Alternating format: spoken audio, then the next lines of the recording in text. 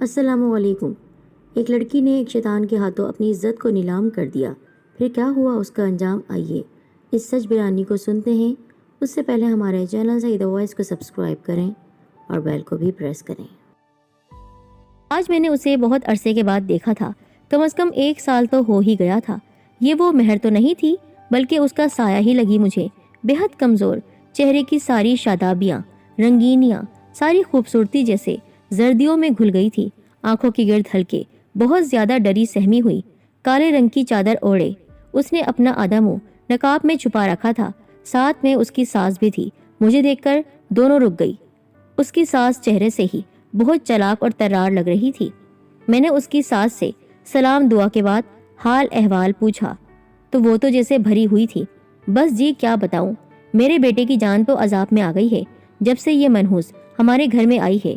ایک کمانے والا میرا بیٹا اور کھانے والے کئی، اوپر سے اس نامراد کے روز کے بہانے بازیاں، کہتے ہوئے ساس نے 2 تھپڑ اس کی کمر پر رسید کیے۔ کبھی یہ گرتی پڑتی ہے، کبھی تو اس سے چکر آنے لگتے ہیں۔ باپ تو ہمارے سر پر اس کو ڈال گیا، اب ساری عمر اس عذاب کو جھیلیں گے۔ مصیبت پڑ گئی ہے ہمارے سر پر۔ اب اس منحوس کو ڈاکٹر کے پاس لے کر جا رہی ہوں، پاس کی ڈسپینسری سے دوا لینے تاکہ پتہ تو چلے۔ اس دوران اس کا چہرہ میں نے کئی بار کبھی سفید اور کبھی زرد پڑتے ہوئے دیکھا۔ چل مر، اس کی ساس بازو سے پکڑ کر اسے گھسیٹتے ہوئے آگے لے گئی۔ جاتے ہوئے اس نے عجیب سی نظروں سے مجھے دیکھا۔ کیا نہیں تھا اس کی آنسوؤں سے بھری آنکھوں میں؟ دکھ، غم، حسرت، بے بسی، اور وہ گھسیٹتی ہوئی چلی گئی۔ میری نظروں نے دور تک اس کا پیچھا کیا، یہاں تک کہ وہ دونوں گیٹ کو کراس کر گئیں۔ میں پچھلے 15 سال سے اس ہاسٹل کی وارڈن کے طور پر کام کر رہی تھی۔ پہلے تو میں اس کے ساتھ جڑے ہوئے کالج میں پڑھایا کرتی تھی۔ ریٹائرمنٹ کے بعد مجھے یہاں کی ہاسٹل کی وارڈن کے طور پر لگا دیا گیا اور عمارت کے احاطے میں ہی رہائش کی سہولت بھی دے دی گئی۔ میرے شوہر مجھے 10 سال پہلے چھوڑ کر جا چکے تھے۔ اولاد اللہ تعالیٰ نے نوازی نہیں تھی، سو اس کی کمی کو پورا کرنے کے لیے میں نے اپنا آپ کو پہلے اس کالج اور بعد میں ہاسٹل کی بچیوں کی بھلائی کے لیے وقف کر دیا۔ دور دراز کے قصبوں اور شہروں سے آنے والی بچیاں اس ہاسٹل میں رہتی، جن کی پوری ذمہ داری میرے اوپر تھی۔ اللہ گواہ ہے کہ میں نے اپنی ذمہ داری کو ہمیشہ اچھے طریقے سے پورا کیا۔ میرے ساتھ ہاسٹل کے عملے میں 7 لوگ تھے، جن میں کامران بھی تھا جو اسٹور کیپر تھا اور ضرورت پڑنے پر میرے ڈرائیور کے فرائض بھی انجام دیتا تھا۔ ہاسٹل میں کینٹین کی ذمہ داری بھی میں نے اسے سونپی ہوئی تھی۔ یہاں کام کرنے والوں کی بھی رہائش ہاسٹل بلڈنگ کے ساتھ ہی تھی۔ کامران بھی وہیں اپنی ماں، بیوی اور 3 بچوں کے ساتھ رہتا تھا۔ ان دنوں پھر ہاسٹل میں داخلے ہو رہے تھے۔ میں بچیوں کے والدین سے خود ملتی تھی اور ان کو ہاسٹل کے اصول بتاتی تھی، اور پورے ضابطے کی کارروائی کے بعد ان کو رہائش کی اجازت ملتی۔ موبائل فون جہاں رحمت وہاں زحمت۔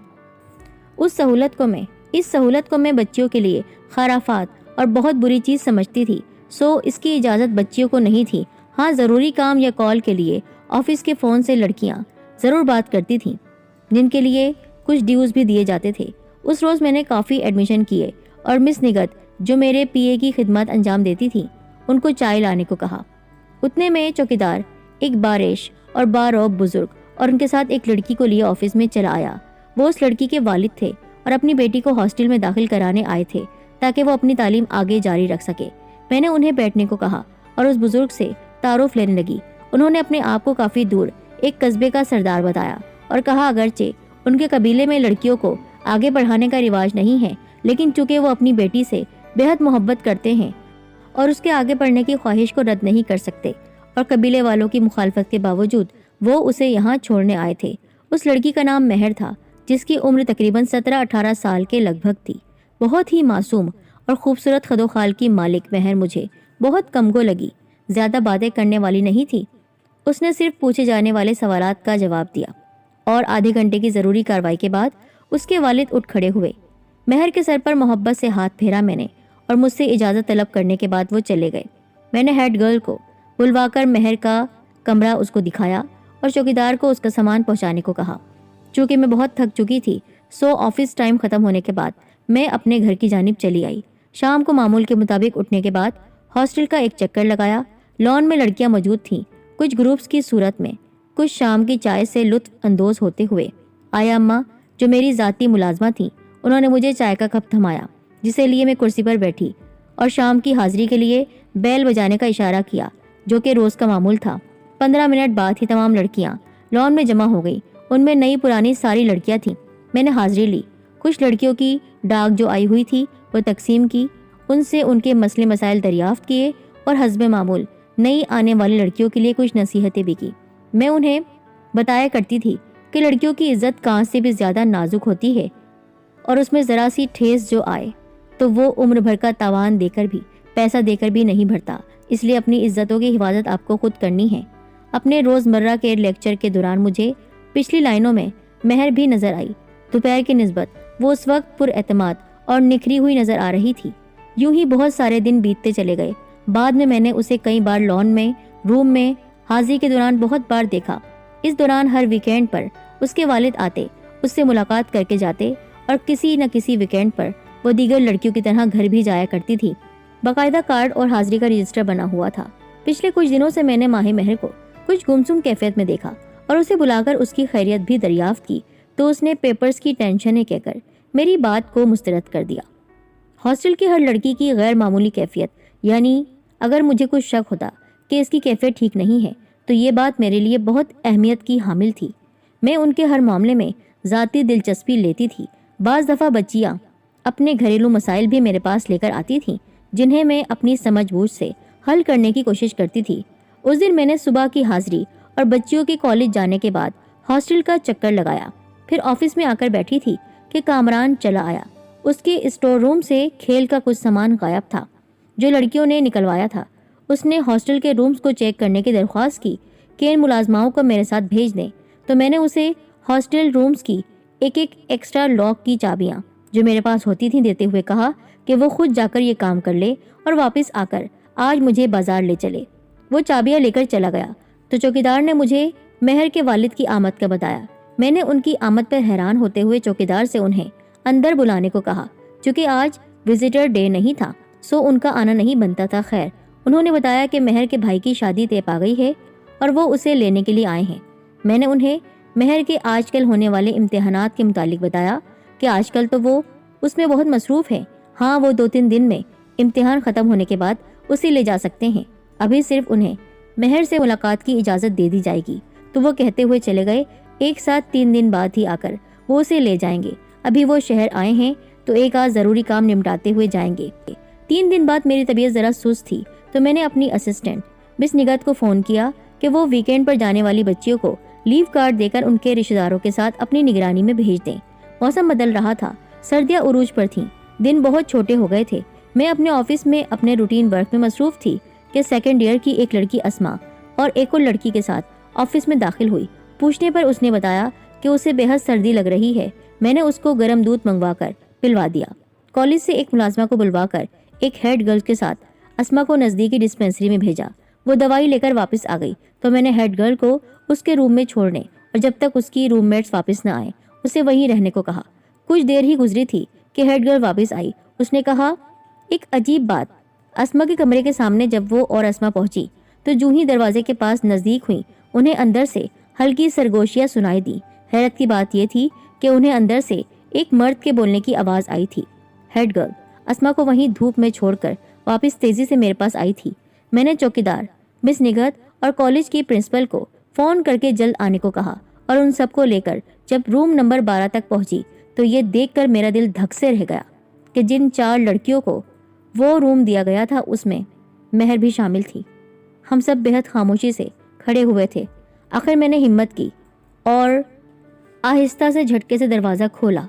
2 لوگ جو تیزی سے ایک دوسرے سے الگ ہوئے تھے.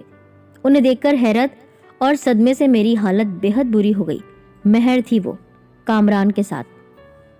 مہر کو تو پرنسپل صاحبہ نے پکڑ کر پیٹنا شروع کر دیا اور کامران اس کی وہی حالت تھی کہ کاٹو تو بدن میں لہو نہیں. مجھے مس نگت پتہ نہیں کیسے پکڑ کر آفس تک لائی. کتنی دیر میرے حواس گم رہے. ذرا حالت سنبھلی تو آفس میں ایک طرف مہر اور کامران سر جھکائے کھڑے تھے.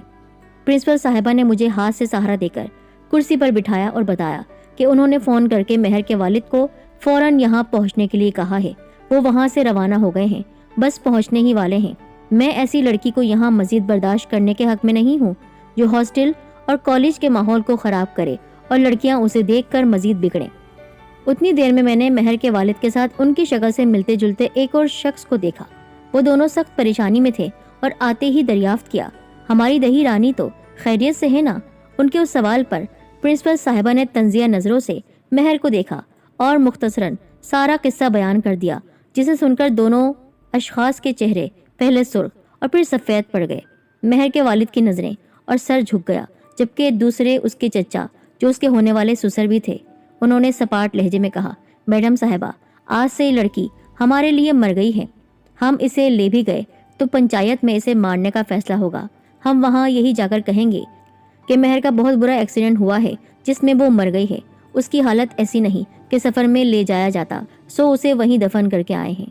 اس دوران مہر دوڑ کر باپ کے سامنے آئی اور زور زور سے روتے ہوئے ان کے ہاتھ پکڑ لیے۔ بابا جان مجھے معاف کر دیں، اللہ کے لیے مجھے معاف کر دیں۔ میں بھٹک گئی تھی، تھوڑی دیر کے لیے بھٹک گئی تھی، لیکن آپ کی قسم میں نے کوئی گناہ نہیں کیا۔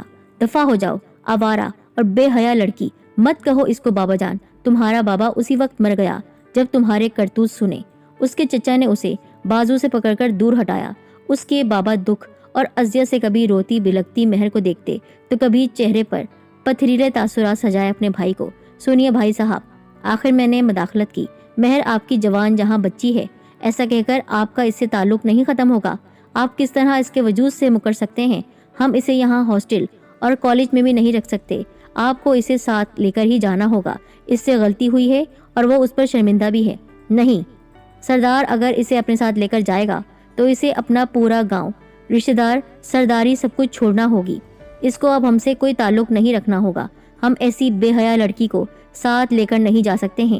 ہماری طرف سے یہ مر گئی ہے، آپ اسے بے شک کسی دارالامان، کسی یتیم خانے میں بھیج دیں یا جہاں کہیں بھی، ہمارا اس سے کوئی تعلق نہیں۔ یہ کہہ کر اس کے چچا نے سردار کا ہاتھ پکڑا اور باہر کی طرف جانے کے لیے کھینچا۔